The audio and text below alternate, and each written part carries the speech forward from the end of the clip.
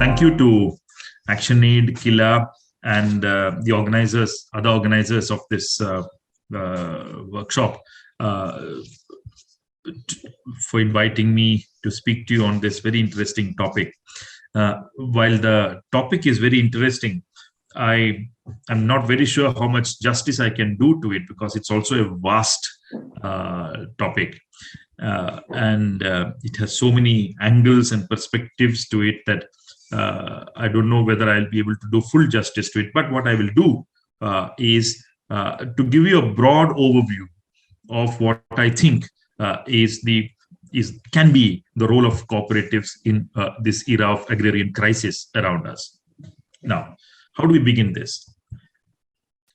We all know that there is an agrarian crisis in Indian agriculture from the time of the implementation of the neoliberal policies in the Indian economy.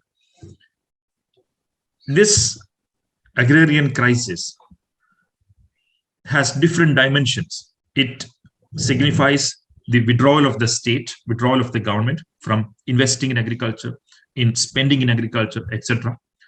It focuses on weakening the different support structures in agriculture, in, for example, price policy as in MSP, subsidy policy as in fertilizer prices, credit policy as to the role of the banks in the rural areas, marketing policy as we have seen in the farm laws, in agricultural research, agricultural extension. In all these activities, you basically see the policy consciously aiming to withdraw government intervention and presence and promote private sector, the corporate sector in all these sectors. The farm laws were a clear example of that particular focus of public policy of the central government. These are all there, but what is the manifestation on the ground? The manifestation on the ground is a sharp decline of profitability in agriculture. Profitability in agriculture is falling. That is the outcome of all these policies. Costs of cultivation are rising. Output prices are not rising proportionately. So profitability is shrinking. Number one. Number two, this fall of profitability is not necessarily being felt by everyone in the rural areas. There are landlords, there are rich capitalist farmers, etc., who are not quite feeling this problem of profitability because they use the most modern technology, they have machinery, they have their produce is available in large numbers, etc., large quantity, etc. So they are not quite affected by profitability problem as are small and marginal farmers. It is the small and marginal farmers who are actually facing the crisis of profitability most acutely. This is one problem.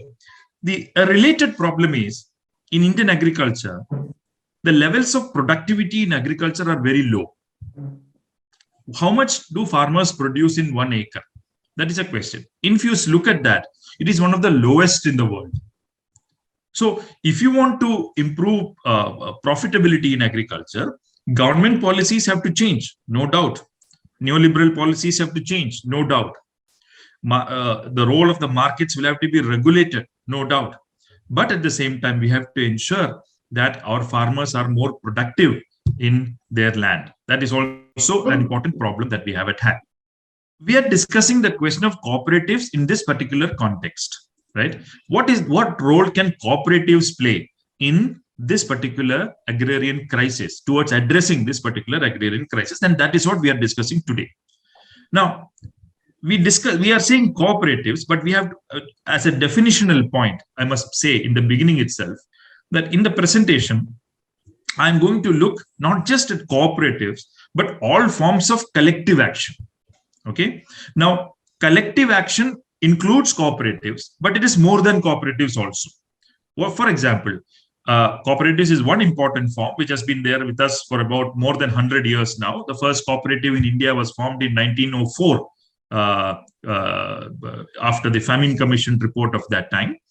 But over a period of time, We have other collective activities also happening. For example, we have now not just cooperatives under the state cooperative acts, but also farmer producer companies, which can be registered under the Companies Act, right? So that is also a collective action.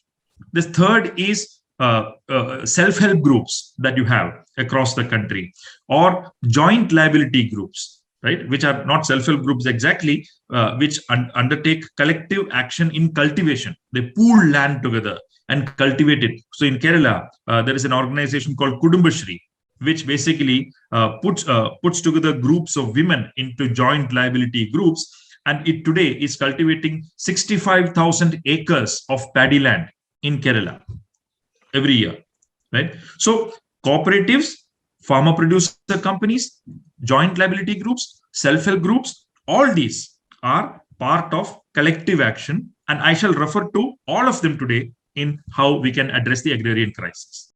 So coming back to the question of collectives and cooperatives together, why are they required? Now let's come to agrarian crisis in a while, but let's understand why even without an agrarian crisis, cooperatives or different forms of collective action are essential and important. Number one, as technology improves, as new machines come into practice and so on, cultivation in small farms are not necessarily always better than in slightly larger farms. For example, will a small farmer buy a tractor? Because that's not viable for that small farmer of 1 acre. So he will never probably buy a tractor. But if your farm is about 10 acres, 15 acres, then it becomes viable to buy a tractor, right? Or there are nowadays new instruments like harvesters and so on. They are now available. Or even sowing, for sowing also large machines are available. They're now becoming available. So if they are available and they have to be used, your farm has to be slightly larger. That does not mean that you have to give it to corporates or anything of that sort. The small farmers can pool their land and make it a larger. If 21 acre farmers can come together and they can create one economic unit of 20 acres by pooling all their land, even while they continue to own it individually, then a lot of this adoption of new technologies, new machinery, etc., become possible. In economics, we call it economies of scale. When scale improves, we should be able to utilize that scale. So cooperatives allow you to bring up economies of scale in cultivation. Number one. Number two is in a corporate entity or a private entity, in a corporation kind of an entity, when profits are made, they are not necessarily reinvested in the same enterprise. So if a corporate body is coming in agriculture and making a profit, it does not have any obligation to invest the profits made back into that farm or back into agriculture. It will take it and reinvest in some other activity of theirs. But a cooperative will always be committed to reinvest the profit of that enterprise back into that enterprise. That is the second important need for cooperatives that we have. The third important need is autonomy of the participants. Right? Who takes decisions? Which crop to grow? How much to grow? What technology to adopt? What not to adopt? What to do? What not to do? How are decisions taken? All these become the decisions of the participants of the cooperative, not by a corporate body sitting in an executive room outside somewhere, which will decide looking at the export market and so on. But people, farmers who participate, can take the decision on their own. This autonomy is the third reason why we need cooperatives or different kinds of collective action. Finally, the fourth reason why you need is welfare and wages. Right? A cooperative will always pay a minimum wage, at least a minimum wage, to its laborers or workers, while no such obligation is there for a corporate company to pay minimum wages of anything of that sort. Cooperatives not just pay minimum wage or even sometimes more than the minimum wage, they actually pay a dividend to the worker who is participating in it from as a share of the profit. Number two, it also looks at different kinds of other assistance, social assistance to the participants or the members, such as sometimes a pension or sometimes health assistance or sometimes scholarship to their children, etc. All these welfare activities also become part of the cooperatives activities. And this is the fourth reason why cooperatives are distinct from corporates.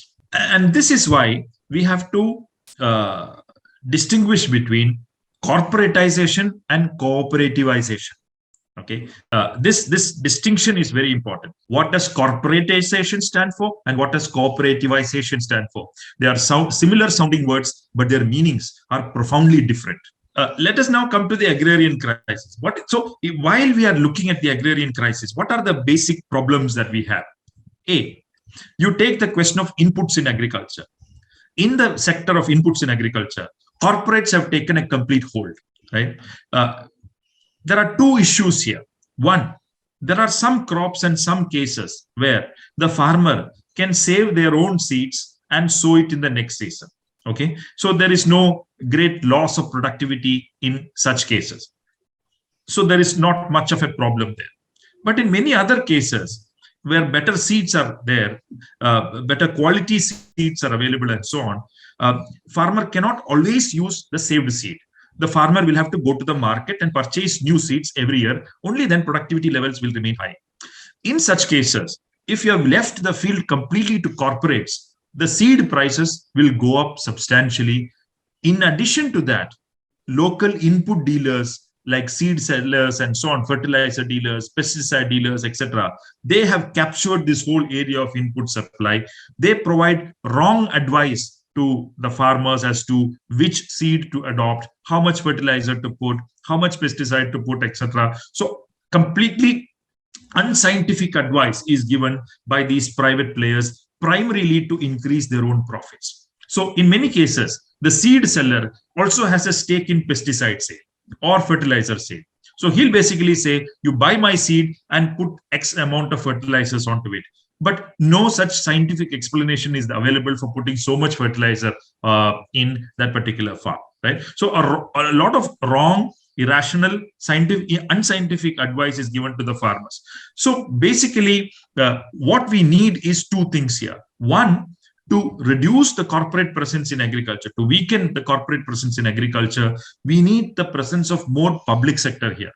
More public sector research is required, whereby public sector, which does not look at profits, can sell seeds to farmers at low prices. Okay. Now, that low price can actually be sometimes just if one packet of seed is available in the private sector for 1,000 rupees, the public sector often sells it for 100 rupees per bag. Right? That's the kind of difference in cost that we are looking at, 1,000 rupees per bag and 100 rupees per bag. Now, this is one. But the second part is also who will distribute it in the village. Historically, we had a system where cooperatives were strong. That is, you have in different villages what are called as PACs, Primary Agricultural Credit Cooperative Societies, right? Or sometimes called Primary Agriculture Cooperative Societies also, not necessarily credit, right? That's why they're called PACs, PACS. What do? They were procuring seed from the research stations of the government, National Seed Corporation, etc., storing the seeds and then providing it to the farmer, right? So remember, there is no input dealer involved here, right? The input dealer is a cooperative. And when the input dealer is a cooperative, it has no vested interest in increasing private profits of some corporate player who is making fertilizer or pesticide, etc. They will say pesticides may be required, fertilizer may be required, but they will give only the prescribed scientific quantity to be applied, not any kind of unnecessary, indiscriminate overuse of fertilizers or pesticides. So here, this is one important area where we need to bring cooperatives back, which is primary agricultural cooperative societies, which can play a central role in the supply of inputs to agriculture at a reasonable cost, number one. Number two, based on rational scientific advice on how to use it to the farmer. This kind of cooperatives, PACs, in input supply in agriculture is very important. So the second important point is cultivation. Okay. Now, cultivation in very small farms is increasingly becoming unviable. This is unviable because of the way technology is growing, of the way machineries are coming, other large players are coming, etc. Small players and their bargaining power in the agricultural markets is weakening. Now, there are two ways of resolving this problem. A, let all these people sell their land to some private company or corporate company. Let the corporate company accumulate 1,000 acres and cultivate it largely. Number one. The alternative is the same large economic unit can result 1,000 acres by no corporate coming in, but by farmers through a political mobilization, simply pool that land together and cultivate it professionally. Right? This is the second alternative. The first is corporatization. The second is cooperativization, whereby the small and marginal farmers put together the land they are owning and increase the size of the unit and cultivate it. Why is it required? Because when you pool your activities together, then you can reduce your costs substantially, and you can also cultivate crops more profitably. This is very important. So you can buy seeds or fertilizers or whatever inputs you want to buy in bulk. When you buy in bulk, you get these produced at a low cost or low price. And also in using this or applying this also, you can use machines, etc., which will actually reduce costs, right? So the larger enterprises like this in terms of size are very useful in terms of reducing costs and increasing profits of the enterprise. This is why this kind of pooling of land is very important. And this is where, for example, I gave you the example of the Kudumbashree's women's joint liability groups, which are cultivating close to 65,000 acres of paddy land in Kerala. This is land which was lying uncultivated, fallow for a long time, because the landowners had no interest in cultivating it. If you ask the landowners, they will say that, it is not profitable, so we are not cultivating. These are lands usually of 1 acre, 2 acre, etc. of size. But when it was put together by these joint liability groups, it became a farm of 20 acres, 30 acres, 35 acres, etc. And then it became profitable to cultivate it, because inputs can be purchased in bulk, output can be sold in bulk. You get better or lower price inputs and higher price for output, and also lower costs of application, including labor. Right. So this is very important as an avenue. The first I said was input supply, packs and input supply. The second is pooling of land and cultivation. Okay. And there are also different other examples that we have of group farming, which are alternatives to corporate farming in agriculture. The third important role of cooperatives is in labor and labor supply. Now, one important problem that we are facing in rural areas, farmers face in rural areas, is shortage of agricultural laborers.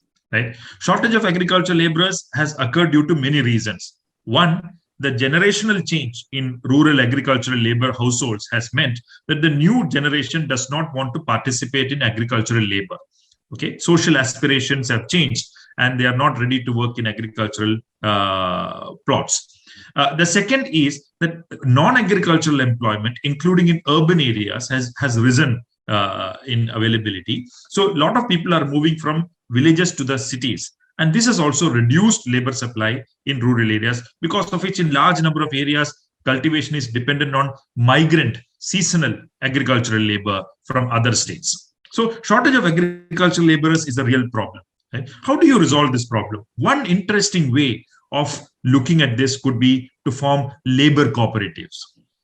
Labor cooperatives can substantially help in this by putting available laborers together into a registered cooperative society, and you allow them to move in groups from farm to farm. Finish. So, for example, if there are 10 or 15 people in a labor cooperative, they can finish off work on a 1 acre farm or a 2 acre farm in half a day, and they can move to another plot. Like that, it can be a very good employment generating enterprise, as also an income generating enterprise, if these labor cooperatives can be used to resolve or address the problem of shortage of agricultural laborers. Available agricultural laborers can be put together. They can bargain for better wages. Farmers also will be happy because work gets done in time. Less supervision is required and so on. They are also happy. Laborers will also be happy. And this can emerge to be a viable alternative to the question of shortage of agricultural labor. So this is a third important avenue where you can be cooperatives or collective action can be used. labor cooperatives. Are there examples of this? There are. Kerala has done some experiments with it, though not fully successful.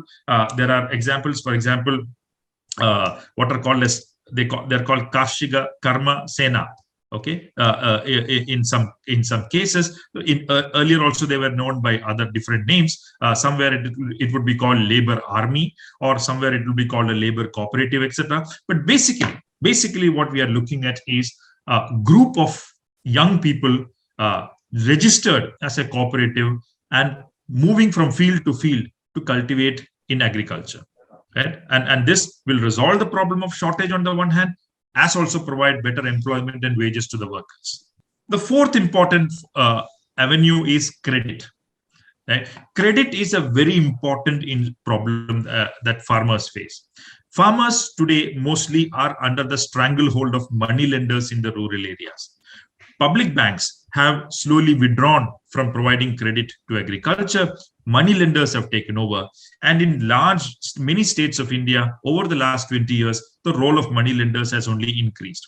So if you take states like Maharashtra or Kerala, where cooperative credit societies are very strong, you will realize the difference. Now, let us take 100 rupees. Of 100 rupees loan taken by a farmer in India, if you take Maharashtra, Kerala examples, you will see that 85 rupees out of this 100 rupees is borrowed from a bank or a cooperative, and cooperative plays a very important role there. But if you go to a state like Bihar, or if you go to a state like Uttar Pradesh, only about 30 to 40 rupees out of 100 rupees will come from a bank or a cooperative. This is the difference. The difference between Kerala and Maharashtra on the one hand, or other states on the other hand, is the presence of cooperatives. It is a presence of cooperatives which has meant that out of 100 rupees taken by the farmer, 85 rupees is now available from a bank or cooperative. This huge difference is because of cooperatives. It is here that we need to make use of cooperatives as an institution of credit supply also, which will mean that the problem of what we call in English as usury, that is the practice of charging very high rates of interest and exploiting farmers, can actually be reduced. This can be done by a PAX, the primary agricultural society that I mentioned earlier, can also take up this role of being a primary agricultural credit cooperative society. And across the world, we have seen that this is a much better avenue of providing loan to the farmer than a money lender or even a scheduled commercial bank. Coming towards the end of the cultivation process, harvesting, right? Harvesting and what happens to the produce. The biggest problem that India faces today, because we have large numbers of small and marginal farmers, is that there is enormous fragmentation of the agricultural produce of farmers. One farmer has 1 acre. He produces few kilograms of a commodity. Like that, there are millions of farmers. There is nothing available to aggregate these produce at the ground level, right? As a result, these farmers cannot take it to a mandi also, because the mandi is about 30-40 kilometers away. If you want to take it to a mandi, then you'll have to hire a truck. Hire a little tempo or something, which will have a cost attached to it. But your produce is so small that it is not viable for you to pay the rent for a truck or a tempo and take it to the mandi, which is 30-40 kilometers away. So what you do is you sell it to a village trader in the village itself. And the village trader will never give you a good price. He will always suppress the price. He will always do khapla with the weights and measures. He will always cheat the farmer by not telling the farmer the correct price that is prevailing in the market, etc. As a result, the small and marginal farmer who cannot afford to take the small quantity of product to a mandi will actually always get exploited by the village trader by being a recipient of low prices. How can you resolve this problem? This can be resolved by cooperativization or collective action, whereby you are able to aggregate this produce at the ground level. Look at the farm laws. The farm laws try to bring in corporates into this particular area, right? Private markets, rural collection centers, Reliance Fresh, Adani Agri Fresh, etc., etc. But the question I always ask them is, how do you know that Adani will come? Adani will not come if nobody has kept it aggregated for him, right? Somebody has to aggregate the produce. So the Adani will rely on the same village trader who will buy from hundreds of farmers in the village, little quantity from many farmers in the village, put it together and make it available to Adani or Ambani, right? So basically, what is happening here is the role of aggregation has to be played by somebody. Currently, it is being played by the village trader who will actually exploit the farmer. Now, if we have some facility to aggregate the produce in the village itself, then we can ensure that that aggregating agency has better purchasing power or bargaining power in the market for output sale. This would mean that the farmer will get a stable market, B, a better price. And this is the most important role. And here, what is extremely important is a new kind of institution that is emerging, which is called farmer producer company. Okay, these are not cooperatives, but these are registered under the Companies Act. A lot of these farmer producer companies that are emerging are playing a very important role in ensuring that 1,000 to 1,500 farmers come together, form a farmer producer company, and they have a professionally run sort of administration at the top. It can be a cooperative also. There is nothing that stops it. I'm just saying that farmer producer companies are currently growing on a very large in large numbers. They of these 1,500 farmers, they put the produce together, and they now have 2 tons, 3 tons, 4 tons of produce available with them for sale. When you have not 100 kg or 80 kg, but 3 tons available with you for sale, the trader will take you seriously, right? You can now take it to a mandi in few lorries. You can now afford the rent of the lorry. You can take it to the mandi. The trader in the mandi will treat you respectfully because you have not come with 50 kg, 60 kg. You have actually come with 3 tons, right? He'll give you a better price. All those facilities will become available to the farmers. This is the fifth important role that I see, the role of cooperatives or other forms of collective bodies in aggregating the farmers' produce for better price and a stable market. The sixth form is, now you have 3 tons or 4 tons of your produce. I suggested that you can go to the mandi and sell it, but you need not do that also, right? Because you have 3 tons, 4 tons with you, the same farmer producer company or the cooperative can do value addition in the farm itself, right? That is the advantage of economies of scale. Now you have a large 80 kilogram, 90 kilogram. There's no value addition you can do to it. It's not viable, right? That's why you want to sell it off and get out of it.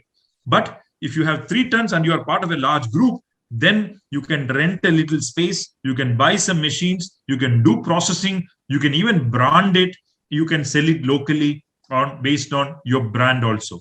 This is an additional advantage of bringing in farmer producer companies or cooperatives into the field of agricultural processing. This means that you not just harvest large quantities, you also engage in value addition. This means that all the advantages of value addition also is accruing to the farmer itself, not to a corporate processing company which will buy from the mandi and do the job for itself. But for this, we need to develop local marketing networks which are very strong, right? Because these branded produce, which are produced by the company or farmer producer company or a cooperative, needs to have a proper market. So they need to do a market survey. They need to develop a series of retail shops and basically be able to sell it also. So value addition and processing is another important area that becomes open to farmers' participation if you have economies of scale.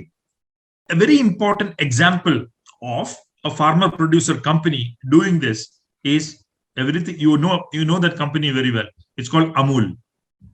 And Amul is actually a farmer producer company today.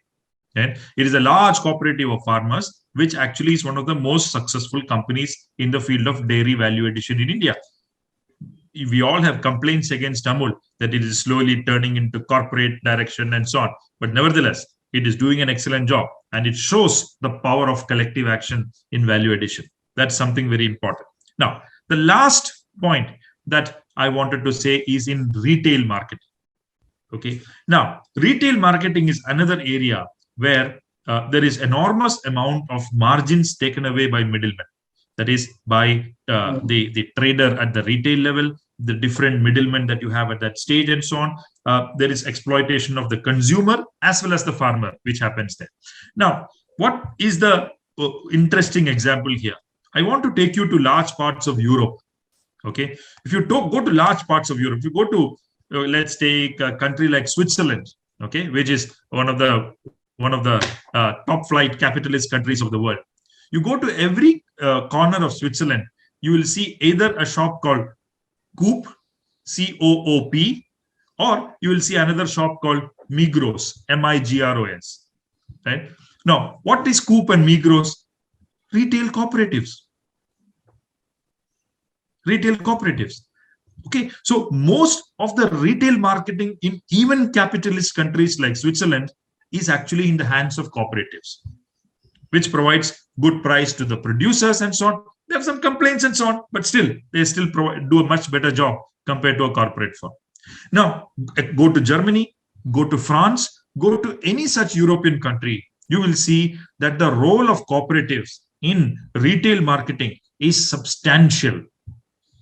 Okay, and of course, I'm not talking about other examples across the world in Latin America or countries, European countries like Spain, etc.